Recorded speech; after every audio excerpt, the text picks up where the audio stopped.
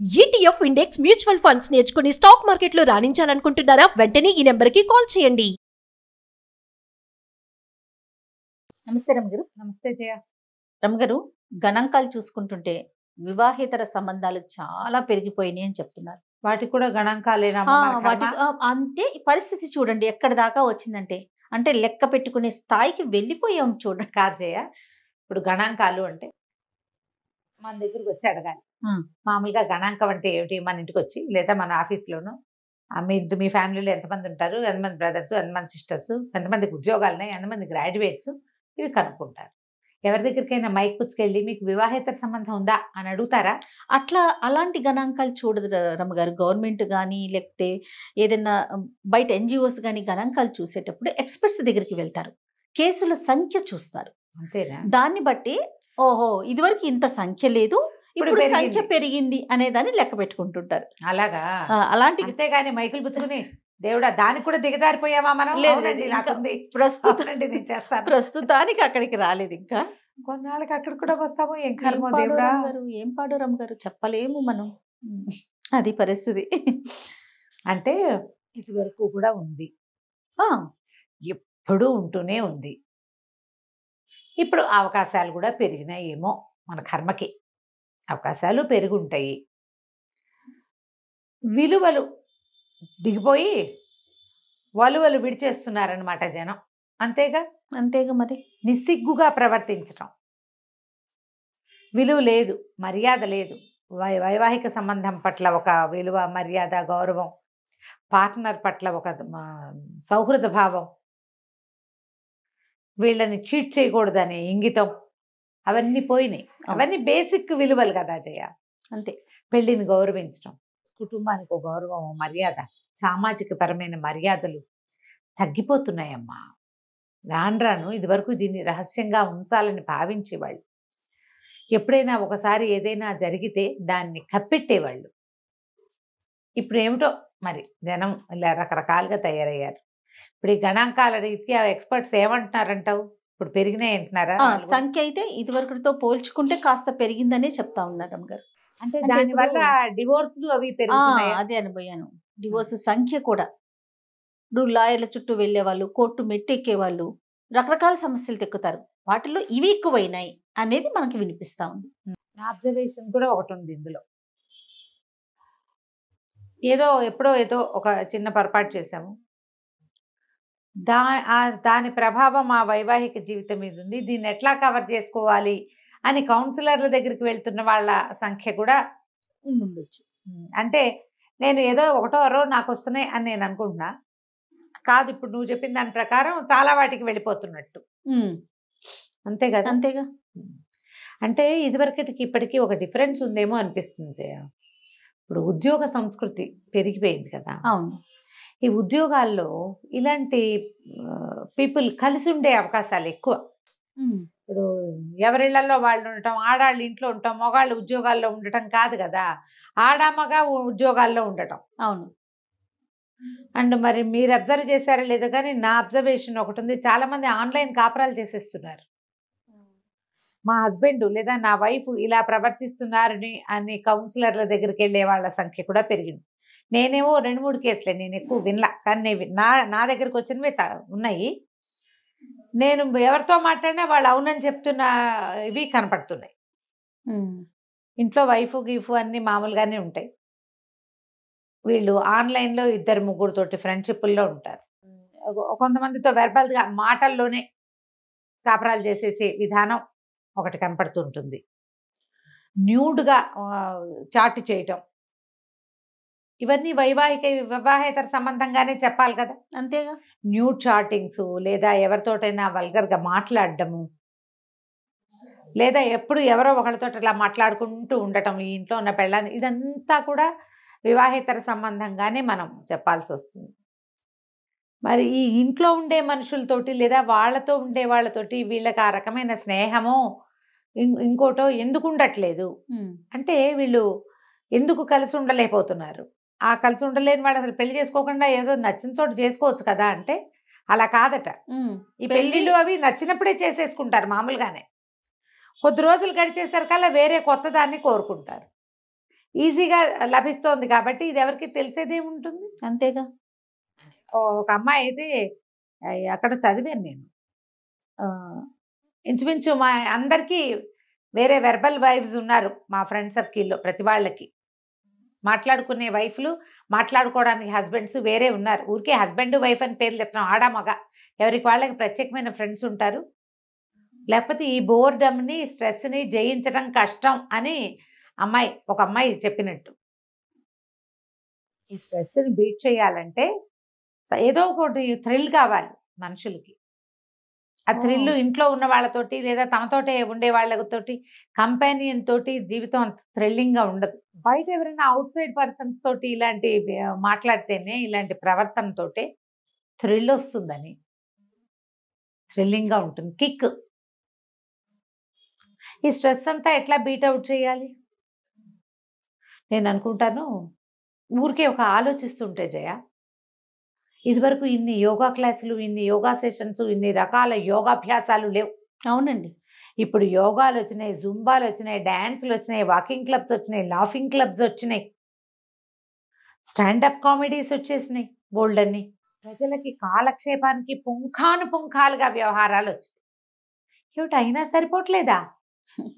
ఇన్ని ఇంతవరకు ఏవమ్మాయి ఇవన్నీ? అవునవును. ఏం లేవు, మనకు ఫోన్లు కూడా లేవుగా మన బతుక్కి. మన దగ్గర ఏం లేవు. మన చిన్నప్పుడు ఎప్పుడో ఒక టీవీ వస్తే వారానికి రోజుకి 2 గంటలు 3 గంటలు మోగేది. అందులో సగం న్యూసే ఉండేది. అవును. పాప అని మ్యూజిక్ ఒకటి దానికి గుర్తొస్తుంటే నవ్వొస్తుంది నాకు గుర్తొచ్చినప్పుడల్లా. ఇప్పుడు ఏవో ఒక చిత్రహారు, ఓ చిత్రవిహారు, ఒక బుధవారం ఒక సినిమా, ఆదివారం ఒక సినిమా, అంతే మన గోల. ఇన్ని రకాల కాలక్షేపాలు. దీంట్లో ఇదివరకు ఇన్ని ఊళ్ళు వెళ్ళిపోవడానికి, అక్కడికి ఇక్కడికి వెళ్ళిపోవడానికి ఏం అవకాశాలు ఇదివరకు ఉండేవి కాదు. ఇప్పుడు ఎక్కడికి కావాలంటే అక్కడికి వెళ్ళిపోవచ్చమ్మా. ఏ దేశానికి కావాలంటే ఆ దేశానికి వెళ్ళిపోవచ్చు. అసలు వీసాలే అక్కర్లేని దేశాలే 10 15 తయారైనాయి. అవును. వచ్చేయండి మా దగ్గరికని. ఇన్ని ప్రయాణాలు. పోనీ చదువులు తక్కువ అంటే చదివి చచ్చిపోతున్నారు జనం. అన్నీ ఎక్కువగానే ఉన్నాయి రమ్మగారు. ఇవన్నీ ఉండి స్ట్రెస్ని బీట్ చేయడానికి ఈ ఉపయోగది సరిపోదు. ఉన్నదంతా సమూహం చాలక ఇంకా ఇప్పుడు ఇలాంటివి. స్ట్రెస్ బీట్ చేయడానికి మన పార్ట్నర్ని మోసం చేయాలా? అది ఆలోచించుకో. ఇదొకటి. స్ట్రెస్ని బీట్ చేయడానికి ఒక అసహజమైన, అసంబద్ధమైన, ఎవరికి చెప్పుకోలేని, ఓపెన్ చేయలేని, నలుగురికి తెలిస్తే నగుబాటుగా ఉండే ఒక ధోరణిని అవలంబించాలా? అవలంబించుదాం పోనీ, ఏదో తాత్కాలికంగా ఒక్క పూట, ఒక్కసారి ఎప్పుడూనా మన బతుకి ఒక నిజము నిలకడ వద్దు మరి కావాలి కదా. ఇప్పుడు ఇందులో నిజమేది, నిలకడేది? నిజము నిలకడ లేవు కదా. రెండూ లేవు. ఏదైనా ఒకసారి ఇట్లాంటివి జరగచ్చు మా జీవితంలో. మనుషులం కదా జయ మనం. మానవ సహజంగా తప్పిదాలు జరుగుతాయి. ప్రతి వాళ్ళు ఏదో ఒక బలహీన క్షణానికి లోనవటం అనేది ఒక లోక సహజమైన సంగతి. ఆడైనా మొగైనా దానికేం అంత చాలా ఇంకా క్షమ లేదు, మీకు నిష్కృతి లేదని అనలేం. జరగచ్చు. ఏదో once in a blue moon. That blue moon should be once in a life ఉండాలి. అంతేగా. అంతేగాని ప్రతి నెల వన్స్ ఇన్ ఏ బ్లూ మూన్లు ప్రతి నెల వస్తాయంటే ఎట్లా? ఇంకప్పుడు మనం ఎవరికైనా ఏదైనా ఒక ఎథికల్గా ఉండు, సరిగ్గా ఉండు, ప్రాపర్గా ఉండు అని చెప్పలేం కదా. అసలు మనకు లేదుగా. ఎథిక్ లేదు, ప్రాపర్ థింగ్ లేదు, మనకేం లేదు ఇక్కడ. నువ్వు పిల్లల్ని ఎట్లా సరి చేస్తావు, నీ సబార్డినేట్స్ని ఎట్లా సరి చేస్తావు, నీతో ఉన్న సమాజాన్ని సరిగ్గా ఎట్లా ఎక్స్పెక్ట్ చేస్తావు? నీ దగ్గర ఒక్క సరైన సంగతి, ఒక సంగతి లేనప్పుడు, ఇది లేకపోతే బేసిక్ క్యారెక్టర్ లేనట్టు కాదా? 100% కదా. అంటే ఇదో ఇంతేనా అంటే అలాగే చెప్పాలి. మరి నీకు ఈ వైవాహిక బంధంతో ఇబ్బంది, ఇప్పుడు అవకాశాలు వచ్చినాయి, నేను ఇలాంటి మాటలు మాట్లాడకూడదు కానీ అవకాశం ఉంది, నీ దారి నువ్వు పో, అప్పుడు నువ్వు ఏదైనా చెయ్యి. పోనీ నీకు ఏది నచ్చిందో దాంతోటే ఉండు. లేదు, అది కూడా కాదు. అది కాదు. చాలా రోజుల క్రితమే ఈ కథ నేను చెప్పినట్టే నాకు గుర్తుంది. ఇప్పుడు రైటర్ పేరు కూడా మర్చిపోయి చాలా రోజులైంది. ఆవిడ ఒక కథ రాశారు, ఒక ఆవిడ మేడం. టక్కిన పేరు మర్చిపోయాను చూడు, నన్ను క్షమించండి, ఆ పేరు చెప్పలేకపోతున్నందుకు. భార్య భర్త. ఈ భర్తకి ఆఫీస్లో ఒక అమ్మాయితో చాలా ప్రగాఢమైన స్నేహం ఉంటుంది. అది నాతో ఉంది అంతే, నువ్వు కూడా నాతోటే ఉంటావని భార్యను బెదిరిస్తాడు అతను. ఆ అమ్మాయి చచ్చినా ఒప్పుకోదు. ఇప్పుడు నేను కూడా ఎవరితోటైనా ఉంటానంటే నీకు ఓకేనా? నువ్వు ఆడదానివి, నేను మొగాడిని అంటాడు. నేను ఆడదాన్ని, సరే మరి అది కూడా అవతలది ఆడదేగా. నువ్వు ఉండేది మొగాడితోటి కాదు, నీతో ఉంటున్న ఆడదానికి వేరే కుటుంబము వ్యవహారం ఉన్నాయి. అది ఎట్లా నీతో ఉండగలుగుతోంది? నేను ఎట్లా ఇంకొకరితో ఉండకూడదు? ఉండకూడదు. నువ్వు మాత్రం ఉంటానంటావు, నువ్వు మొగాడిని అంటావు. నువ్వు మొగాడు అయితే అది ఆడదు కదా. ఏం చేస్తుంది? ఓ రోజు సత్యనారాయణ వ్రతానికి పిలుస్తుంది, మొగుడిని తెగ తిట్టిపోస్తుంది, గొడవలు అవుతాయి. ఈ అమ్మాయికి ఒక చీర తెచ్చి ఆ అమ్మాయికి కూడా ఒక చీర తెచ్చానంటాడు. ఈ ఒకరోజు సత్యనారాయణ వ్రతం పెట్టి చుట్టాలందరినీ పిలుస్తుంది. ఆ అవతల అమ్మాయి మొగుడు కూడా వస్తారు, పిలుస్తారు, వీళ్ళే వస్తారు. వస్తే ఈ అమ్మాయి పరిచయం చేస్తుంది, ఇగో ఈ అమ్మాయిని ఇతను ఉంచుకున్నాడని చెప్తుంది అందరికి. ఆ అమ్మాయి ఏడుస్తూ ఉంటుంది, మొగుడు వెళ్ళిపోతాడు కోపం వచ్చి. మొగుడు వెనక నా జీవితం పాడు చేసావు నువ్వు అంటుంది. మరి నువ్వు చేసింది ఇక్కడ? రోజు నీతో నన్ను పోలుస్తాడు, నీతో బాగుంది దాంతో నా జీవితం చాలా బాగుంది, నీతో నాకు నేను అంత ఎంజాయ్ చేయట్లేదని చెప్తున్నాడు నాతో. నా ఎదురుగుండా గంటల తరబడి నీతో మాట్లాడతాడు. ఈ ఇంటికి డబ్బు సగం నేను కడితే, వాళ్ళ అమ్మా నాన్నని నేను సపోర్ట్ చేస్తే, వీడికి పిల్లల్ని నేను కంటే సంతోషం నీ వల్ల ఉందని నాకు చెప్తున్నాడు. నేనేం చేయాలి? నీకు ఇప్పుడు జీవితం నీ భర్తకు తెలిసింది కాబట్టి జీవితం పాడైపోయింది. మరి భార్యకి తెలిసినప్పుడు ఇక్కడ పాడవలేదా జీవితం? అత్తగారు బతిమలాడుతుంది వద్దు వద్దని చెప్పే నీ కథ నాకు గుర్తుంది చాలా రోజుల క్రితం. రైటర్ పేరు కూడా చెప్పా, మేడం పేరు ఇప్పుడు నాకు గుర్తు రావటం లేదు. నాకైతే నిజంగా విన్న గుర్తు అనిపించట్లేదండి. ఓకే, జనాలకు గుర్తొస్తుంది చూడు. ఎప్పుడు ఎలా ఉంటుందంటే, మీరు ఏదైనా ఒకటి, ఏ విషయమైనా సజావైన షేరింగ్ సంతోషాన్ని కలిగిస్తుంది. సజావు కాని షేరింగ్ ఎప్పుడు భయావహమే, అంతేగా, ఎప్పుడు ఇబ్బందికరంగానే ఉంటుంది. దినదినగండం నూరేళ్ళ ఆయుష్. ఈ క్లోజ్ ఫ్రెండ్షిప్లో ఇప్పుడు మనం గమనిస్తున్నదే, ఇందాక నువ్వు మాట్లాడుతుంటే నాకు తెలియనట్టు మాట్లాడతాను, కానీ నాకు ఇవి తెలుసు. క్లోజ్ ఫ్రెండ్షిప్స్, 2-3 కుటుంబాలు క్లోజ్ ఫ్రెండ్స్ అన్ని చోట్లకి కలిసి వెళ్తారు. ఇప్పుడు జరుగుతున్న సమాజం అట్లా ఉంది. కలిసి వెళ్తారు, సినిమాలకు కలిసి వెళ్తారు, వాళ్ళ పిల్లలు వీళ్ళ పిల్లలు కలిసి ఆడుకుంటారు. సడన్గా ఆ కుటుంబాల్లో ఒకడికి ఇంకో కుటుంబంలో ఒక ఆవిడకి సంబంధం ఏర్పడుతోంది. వీళ్ళ వల్ల ఎంత కలుషితమైపోతుందో సమాజం. నేను అనుకుంటా, ఇంత కలిసి ఉండటం ఎందుకు? ఎంతవరకు ఉండాలి అంతవరకు ఉండొచ్చు కదా. ఎవరి జీవితం వాళ్ళది, ఎవరు ప్రయారిటైజ్ చేసుకుని సెపరేట్గా ఉండొచ్చు కదా. ఏదో సిచ్యువేషన్స్లో కలుస్తాం, అంతకంటే ఎక్కువ క్లోజ్నెస్ మీరు ఎందుకు చేయాలి?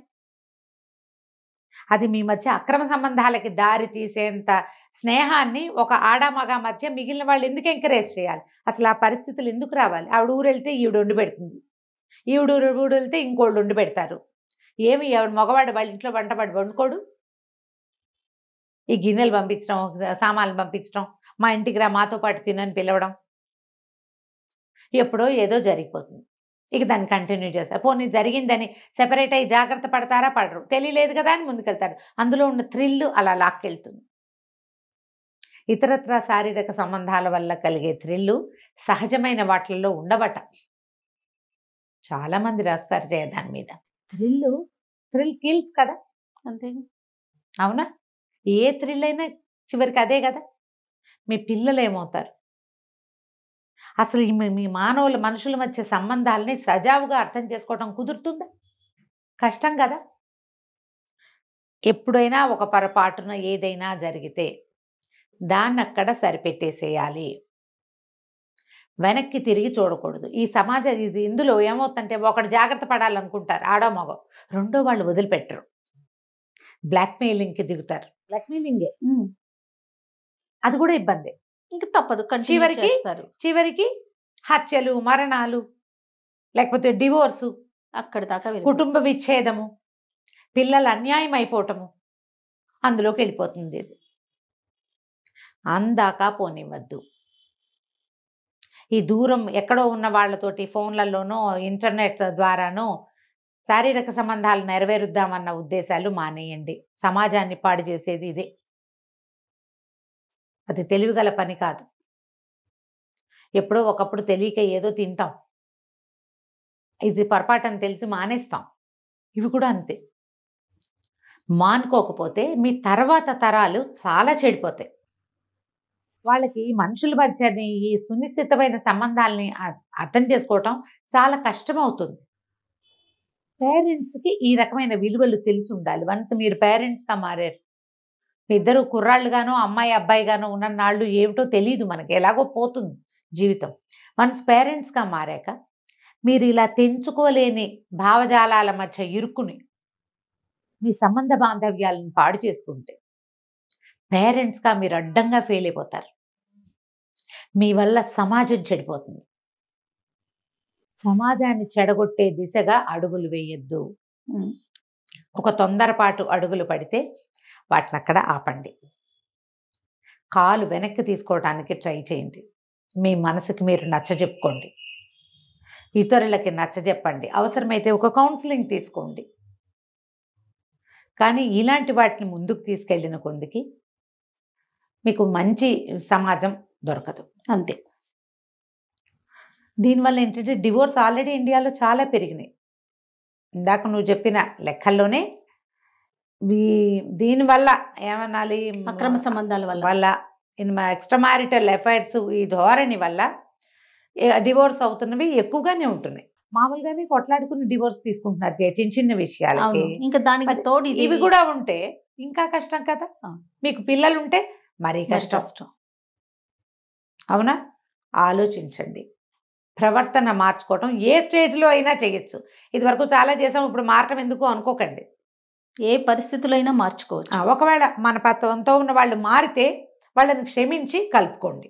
ఇది కూడా ప్రధానం, చాలా ఇంపార్టెంట్ కదా. నువ్వు ఒకటి తెగొట్టేసుకుంటానంటే తర్వాత మానేసిన ప్రయోజనం లేదు.